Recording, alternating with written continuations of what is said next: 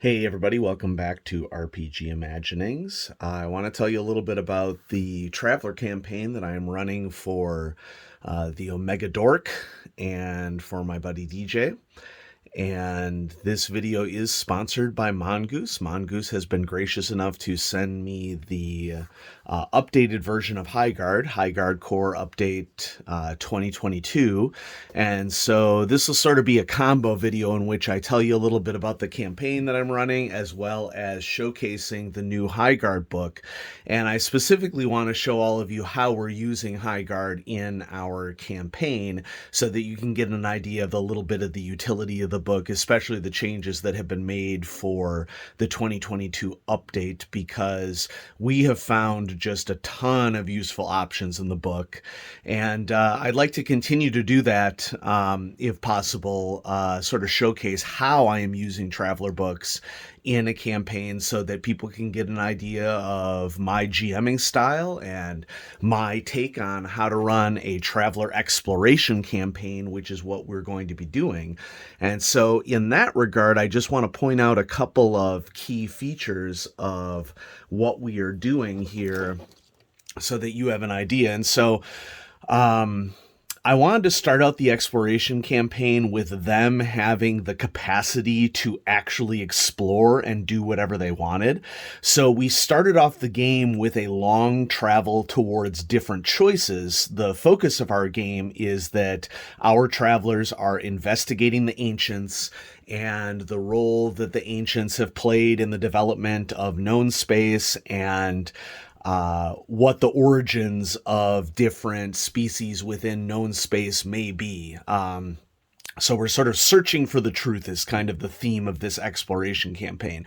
And so what I did to start out is I started them out in corridor at this little, I believe it's this little white, maybe it's this one, this little white dot here, Emphashi, which is just outside of the Imperium.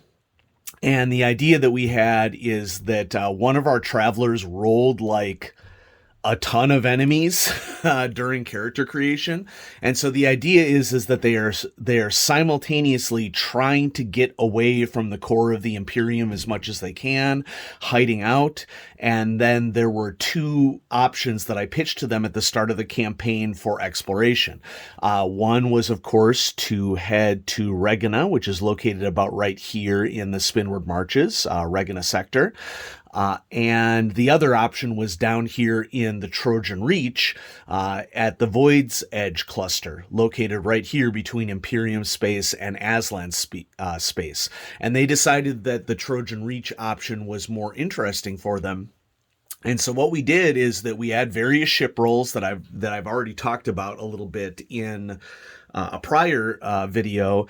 And they decided to throw some money into retrofitting the ship to make it more appropriate for exploration, and also to do whatever they needed to do in order to be prepared and get some money right at the start of the game that they could use to sort of live off of for exploration purposes during these times, because the focus of this Traveler game is not making money or, living the spacer or trucker life, so to speak, but more, this is an ex-scientist working with an ex-merchant marine person working with an ex-civilian and trying to figure out what they need to do in order to legitimately investigate the ancients' questions, so to speak.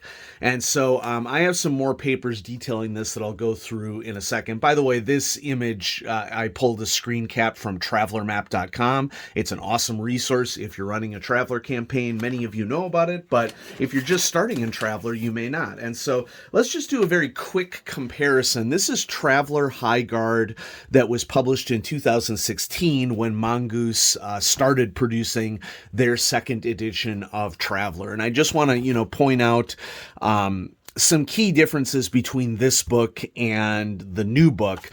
First thing to note is that the cover image that we have here is very much a computer rendered form of art. And so, there's nothing inherently wrong with this image, but it is an image that is more of a computer rendering rather than a painting. And so you can tell the difference there in terms of how much money was put into the artwork in this book versus another book. And the Highguard books, even from the very start of Traveller, have always focused on, like, what do you need to know about starships and in-system ships for Traveller?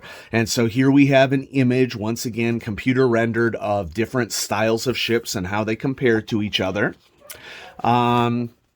And it goes into, it delves right into ship design and ship creation. And there are all sorts of steps. I do not care for this big block text that we see right here for step 3. I think it's a little garish. And I think that that's probably one of the key ways in Mongoose 2nd edition, as they've developed Traveller over time and as the Traveller line has been very successful. The update books have done a really good job of updating the layout and the images and adding additional information to the book as you go along. And so this is adding all sorts of weapons and things, various miscellaneous options that you can add to ships. And that's it. It's this ship design section in the first Highguard is only about 50 or so pages long. Okay, and so here we are into primitive and advanced spacecraft, and then there's a section on, a very small section on building, sorry about the dog barking, nothing I can do about that. A very small section on building spaceships here, info on ships' computers, and high technology, psionic technology you can add to ships, belt mining, fighters, and then we delve right into ships that are available. Okay. And so Jane's Guide to Spacecraft of the Third Imperium, and this is basically, here's all some ships for you to play with. I'm not sure exactly what the number is, but I would estimate somewhere around 50 ships. And note that this is an isometric perspective. So that's another key difference that we're going to see between the old Highguard book and the new Highguard book. I don't dislike the isometric perspective, except that it is not really usable if you want to... if you have the PDF and you want to get a deck plan for use for like tactical combat aboard a ship, that's not really possible from this original Highguard book.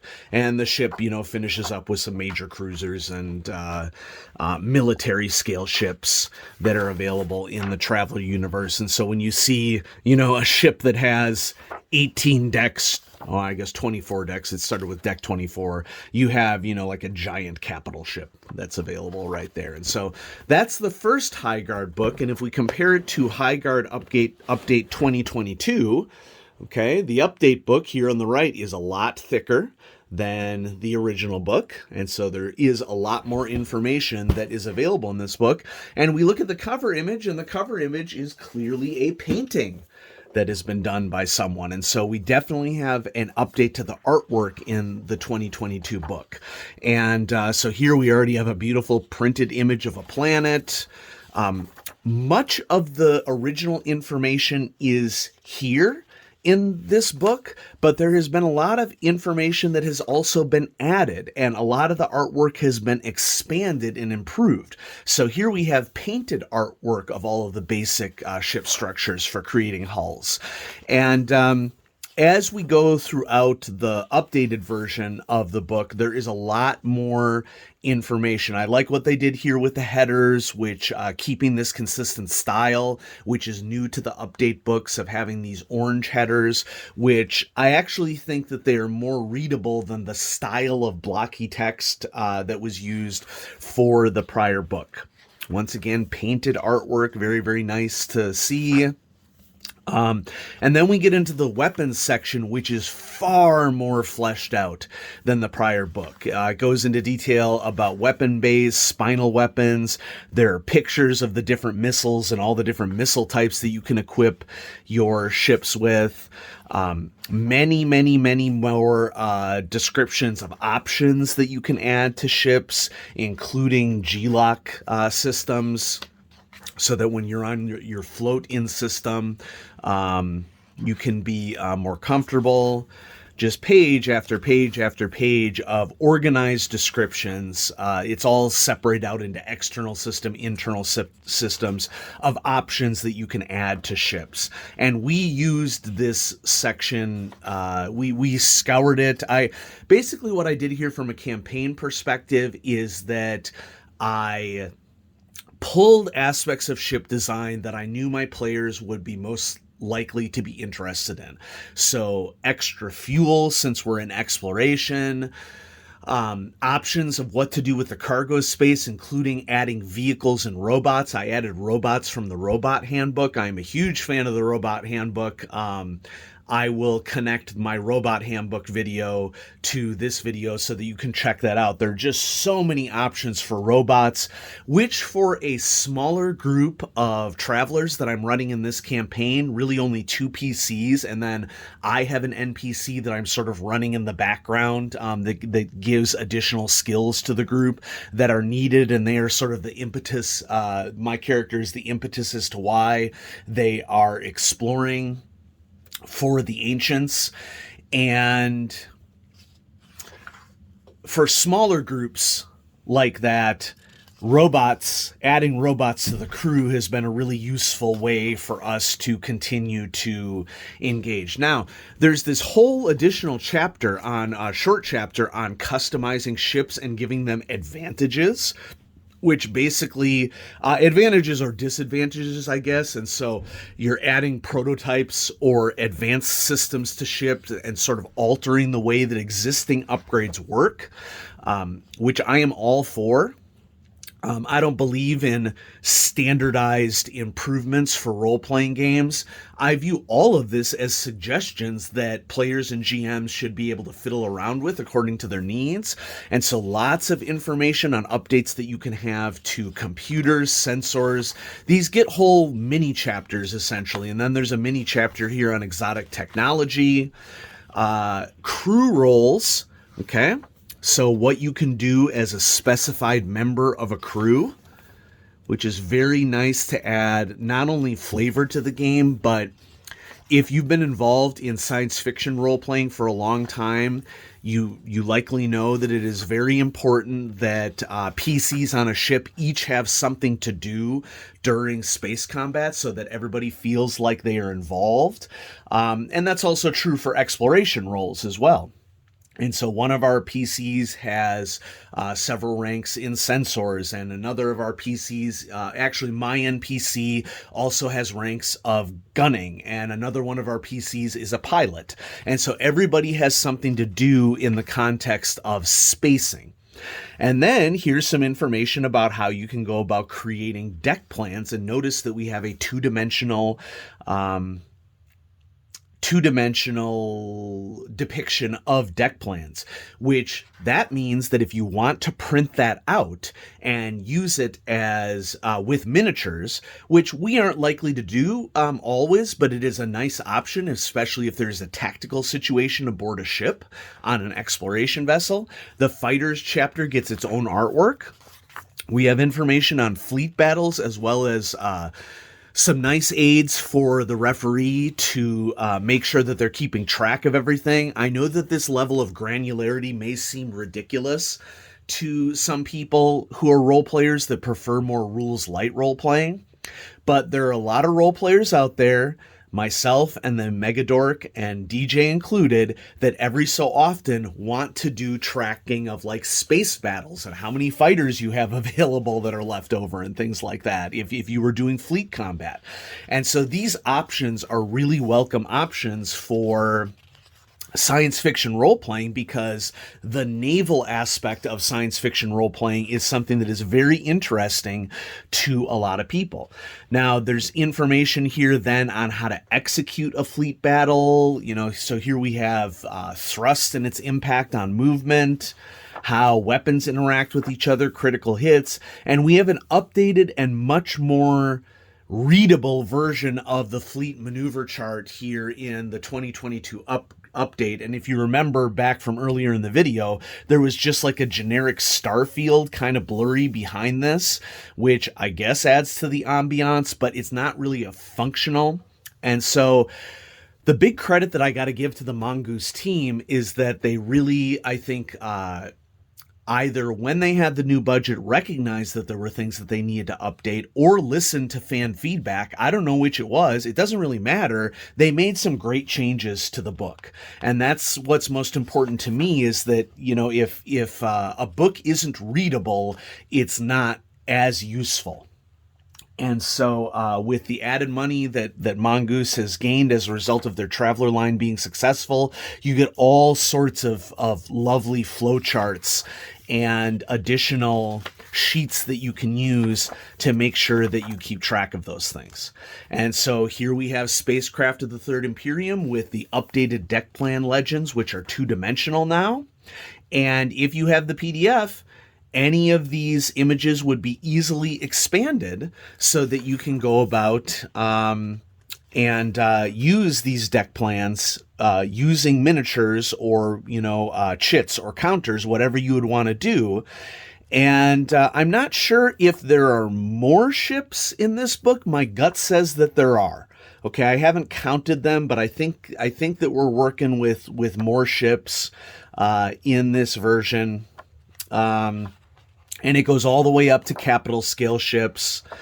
And so, yeah, here we have the Dreadnought from before, with a bit more emphasis on the stats and less emphasis on the image, which I think makes sense because this is a huge ship. But look at this. This is a much better use of the space of the book than in the prior book. There are way more deck plans on any given page so that you only have to sort through 2 pages in order to understand what is happening on this deck plan. And then we have an index, which is always appreciated, which was not present in the prior book. And so if you go to traveler.com, and let me just double check. Yeah, this is present in the book as well. So I must have just glossed over that. Oh, no, wait, no. I printed this out of the core book. The core book, the 2022 update, has a ship character sheet, so to speak. And, you know, in a science fiction game, ships are characters. Okay, there's a reason that blowing up the Enterprise in Star Trek 2 is, or I'm sorry, Star Trek 3 is a big deal. Spoiler alert from a movie that came out, you know, decades ago. People do have an attachment to the Enterprise. The Enterprise is a character in of itself in Star Trek. And so what my players decided to do is that we have a Far Trader that we modified based upon the requirements of our particular crew. And so I like the design of this character sheet. It includes information for you to mark critical hits using the combat system, but there's also plenty of space in order for you to nail down what's going on with the ship, what was purchased. So they named it the Santa Maria just from an exploration standpoint. And I also would argue that there's a little bit of irony behind this because we are in no way, shape, or form Christopher Columbus fans in our group. But we more named the ship this as a distraction for people rather than something that we would prefer. But they have a Far Trader A2 hero class, which most of this stuff is the standard information. They added military-grade sensors. They added several weapons to the ship. In one case, pop-up. In both cases, pop-up. So we have a Sandcaster for defense. They have a triple beam turret for basically just getting system craft that are harassing them off of their back. Also very useful if you want to use starship weapons planet side, because this 1d plus 2 damage gets multiplied by something like 10 from starship scale to character scale in Traveler. So yeah, it wouldn't be, I mean, no base cargo ship that a Traveler has is ever going to take on a military vessel in Traveler, which is nice. And so these weapon systems are more for the role that this ship will play for this particular group. They decide to purchase some advanced probes because they're an exploration mission, a wheeled cargo hauler. We really haven't defined the specific dimensions of this, just that we want a wheeled vehicle that can be used planetside, that can also be used to haul cargo. Because another thing that we've done, we'll just come back to the map right here, is that I deliberately had them needing to take nearly a year journey from Corridor to the Void's Edge sector. The Void's Edge cluster down here in the Trojan Reach section, because that was all time that they had to choose to do things to either improve their character or get a little nest egg of money going for cargo transport or passenger transport or consulting in the case of my NPC as a xenologist and anthropologist who is, trying to work out what is going on with the ancients. And so I gave my players the choice in any given, we did this in 4 segments of travel. And so I'm like, okay, what do each of you want to do during these 4 segments of travel? Your choices are that you could work on your skills, you could work on making money for the ship, you could work on investigating aspects of things that are related to the campaign. So my character as an archaeologist, I sort of gave players control over my NPC character so that they could make decisions of what they wanted for backup, so that once again the players were the ones who are driving the campaign. So Amara Dale, my scientist character, sometimes they wanted her consulting, but very shortly after they left Mphashi, they ended up at Antiquity, an aspect of, I should say a known ancients site within the Corridor sector. And so the way that I played this up, and I thought it worked really, really well, is that I basically said that the early archaeological work that was done on Antiquity was sloppy, and they were able to find some additional clues to the ancients there. And so after they visited Antiquity and were continuing their journey down through the Deneb sector on their way to the Trojan Reach, sometimes they had Amara Dale making money for them. Sometimes they had her investigating what was going on with the new data compared or uncovered at the Antiquity site. And they realized that there was some binary that was obvious stuff that had been missed the first time around in the data. And so then they needed to hire a computer specialist in order to really dive into the binary and understand it. And the question then became, should they hire someone? Well, they're trying to keep their mission secret. And so they stopped off at a Class A starport and they had their broker bot upgraded with a computer module. Specifically electronics computer, because they did not have a big skill emphasis on that. And so we're already feeling like a heavy, awesome science fiction, like, all right, there are all these little problems that we need to solve in this high-tech world on our way to our big mission that we're going to do down here, which the next time we game on this Wednesday evening, we will be in the Void's Edge cluster, and they've already gotten their call to adventure, which I'd like to point out to their credit, because Matt, the Omega Dork, and DJ are both heavily experienced role players, and they were skeptical of the initial call to the adventure that I gave them. Kudos to them. And so I had to put my serious GM hat on and come up with a call that was a little bit more palatable to them. And I was able to succeed. I'm not saying that it was the best option possible, but I had an Aslan clan contact them instead of the shady dealer in the adventure that we are working with, and they're like, okay, this is not as suspicious now, and they did it.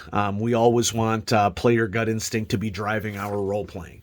And so going back to our sheet here, in addition to everything that I've just described, we went ahead and calculated their ship mortgage. We calculated their cost per maintenance unit. I have all of this taken care of for them so that they don't have to worry about it. I am the one who's in charge of tracking it. And I think that this is an important thing for campaigning in a science fiction universe. There can be a lot of granularity that's involved here. This can be incredibly crunchy, and sometimes you love the crunch and sometimes you don't. And so the crunch is fun when you're making decisions, but the crunch is not as fun when you're just doing a bunch of math.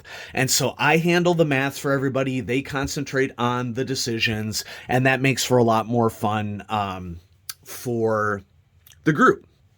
I have to figure out how to calculate life support. This is something that I haven't read up on yet because, I'm a busy professional. We all have stuff to do. And so I still have a little bit of modification to do to the sheet. But we have calculated all the costs associated with the ship, and I have them all nailed down. So whatever they decide to do, I just let them know, okay, just a reminder, this is what your monthly costs are. This is what this jump costs, et cetera, et cetera, et cetera. In addition to the cargo hold content, the other thing that we should be adding to the ship is that they just blocked off a FAW medical bay that is labeled medical bay. Okay, it's sort of like hiding in plain sight, takes up 4 tons. But as part of this adventure that they're going on, they need to transport a passenger who needs to stay hidden. So it is electronically shielded, but it's basically just plain and hide in plain sight that there's a door that says medical bay, and they're hoping that there's really no reason why anybody would need to go in there. It's just a medical bay for the ship that they added. Here's also our robot crew and our tentative names for our robot crew. We have a starship repair boss that we decided to name Amos, okay, after, of course, James S.A. Corey's Expanse series. There's a combat drone that they invested in that I named Johnny 5, and if you're old enough, you would get that reference. We have a broker bot, which now has added computer skill to it, which we named C-3PO, and I play him like C-3PO because why not? And then we have 2 small repair drones, which I named Cheech and Chong because they're essentially 2 primate repair drones. These are, all of these bots are showcased in the Robot Handbook, which is one of my favorite role-playing books that I've picked up over the last year or so. So I am really excited to be using all of these options that are available for Traveller. There's so many choices that you can make in Traveller as a role-playing game. There's so many different styles of campaigns that you can run in Traveller. And so we are running an exploration campaign, but even in an exploration campaign, sometimes you're in space, sometimes you're at a high port, sometimes you're planet side, sometimes you are exploring the equivalent of a dungeon on a planet. So you can literally do anything with Traveller, and I think that that is the real beauty of it. And that is also why I am super proud to be sponsored by Mongoose for this video. Thank you so much for sending me Highguard Update 2022, and I'd love to continue to show everybody not only how the original books compare to the update books, but also to showcase how I am using these books in a campaign setting so referees out there can have an understanding of all the different possibilities, like how does an experienced GM use this information? How can we really unlock fun in role-playing by going above and beyond what is presented in books? Folks, a role-playing book, an options book like this is just that, options. It's a starting place. You should feel free to modify anything that you see in this book. You shouldn't leave any stone unturned at all when it comes to your storytelling. And so I'm excited to, I have a little proposal for Mongoose. We'll see if they accept it. And I'm excited to showcase some more recently released Traveller books to all of you so that you can see how you can unlock the beauty of this game. We are running a published adventure that I picked up as well for this based upon player choice. I basically had one book ready to go if they had chosen the Regina sector, and then I have another book, I had another adventure ready to go if they had chosen the Void's Edge cluster, which they did. And there will continue to be branching scenario options as we go, because that is how I love to GM. If you want to give your players choices, there always have to be choices there. And for me, I usually do it in threes. You have like 3 things to pick from. To get it started off, because it can be a challenge to get a game off, it was 2. You could pick here or you could pick here, which sounds more interesting to you. But now it's going to be so easy for everything to branch out. I do want to point out, because I've been doing research in this book, one of their ultimate goals in this game for choosing the Trojan Reach, and it is not really shown on this map, but Aotawari is located down here in the lower right-hand corner of the Trojan Reach sector, and Aotawari is a proposed original homeworld for the ancients. It's a droid world that is blockaded by the Imperium, but their involvement with the Aslan is intended to get them access to the technology that they need to get to Aotawari without having to fiddle around with the Imperium. So since part of one of my character's backstories is that there are criminal elements in the Imperium that he is trying to escape, they got to get out of the Imperium, and so they're going to leverage interaction with the Aslan, which comes with its own problems. And so we really have an exciting setup here, and I'm excited to just continue exploring it with my players. And shout out to Matt and DJ. You guys are awesome. I've really enjoyed gaming with the two of you. And so we'll just keep plugging away. So thanks everybody for watching this video on Traveler Highguard Update 2022. Thank you again to Mongoose for sending me this book, and I really appreciate our relationship. And happy travels, everybody. Bye-bye.